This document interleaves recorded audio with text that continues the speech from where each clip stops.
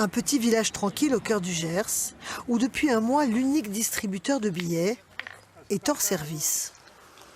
Alors voilà, ce qui nous reste, c'est du DAB. Attaqué par des hackers, des pirates informatiques. Ça n'est pas une chose pareille. Voici comment, il y a 3 semaines, en pleine nuit, les malfaiteurs ont opéré.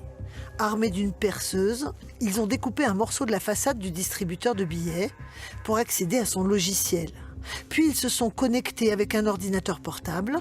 Ensuite, ils ont envoyé les données de la banque à un complice situé à plusieurs milliers de kilomètres qui a pris la main et vidé l'appareil de la totalité de ses billets. Le cas n'est pas isolé. Sur cette photo provenant de la vidéosurveillance d'une banque, on voit 2 hommes cagoulés, ordinateur à la main, directement reliés au distributeur après l'avoir percé pour en extraire les câbles.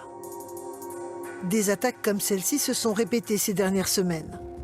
D'abord dans le Nord, en région parisienne, puis plus récemment dans la région bordelaise et dans les Alpes. Ces 6 derniers mois, policiers et gendarmes ont relevé 34 attaques de distributeurs.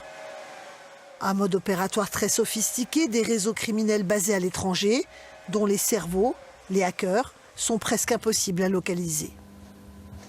Les donneurs d'ordre, hackers, sont russophones.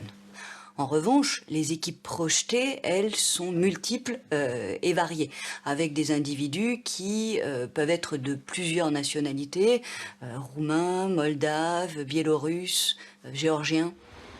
Ils opèrent toujours la nuit, en milieu rural et le plus loin possible des forces de l'ordre, car pour dévaliser un distributeur, ils ont besoin de près d'1 heure sans être dérangés.